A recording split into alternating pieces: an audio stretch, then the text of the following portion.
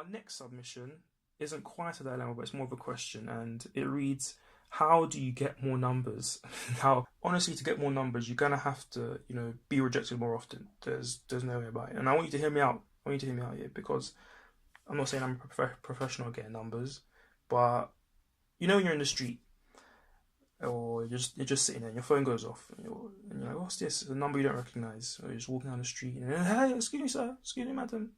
And it's one of those charity workers. And eventually, usually a lot of what happens a lot of the time is that people give their number over, give over the details. Now you're signed up to a charity, you're now sponsoring a charity.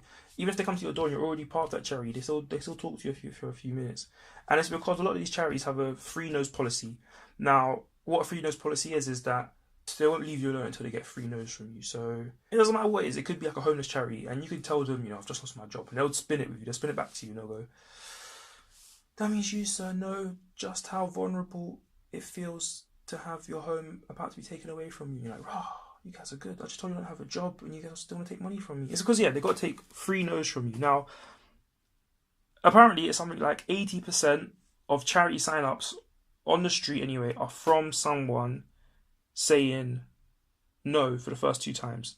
And then about 40%, from the first no, about 80% of people then go on to sign up. The second no, that number is about 40%.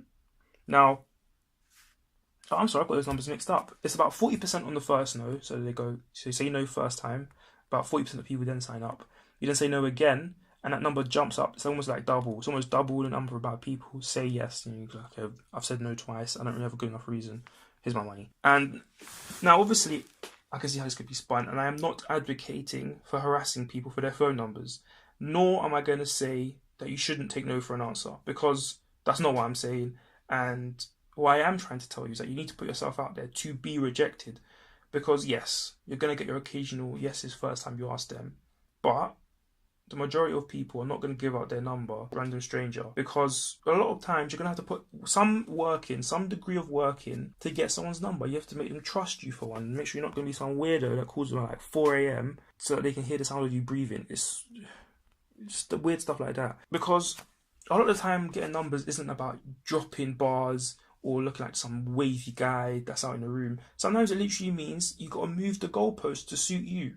You can't be barking up a tree that's going to have a cat that's never come down in it. So a lot of guys are running up to girls and demanding numbers from women who would never give their number to them.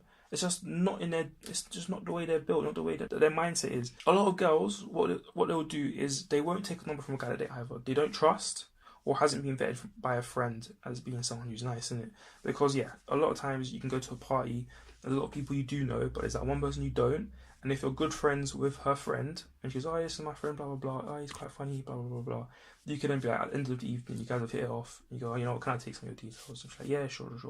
Not details, but you got WhatsApp, you got Snapchat, you got Insta, whatever. Or, if you're bold these days, I think like a number is like one of those things, like the higher hierarchy of things, but, you can jump to the number, and they'll say, yes, WhatsApp me, whatever. Because again, at the end of the day, you need to move the goalpost to suit you.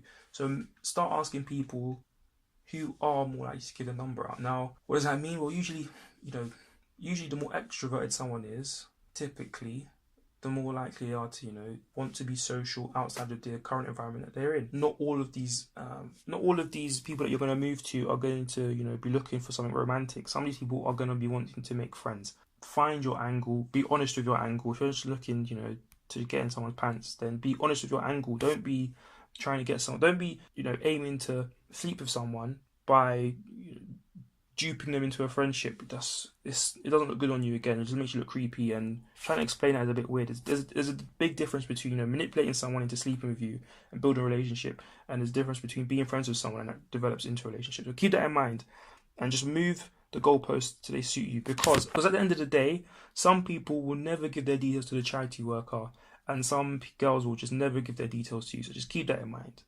And that's going to conclude our submissions and dilemmas. So thank you all again for submitting your dilemmas.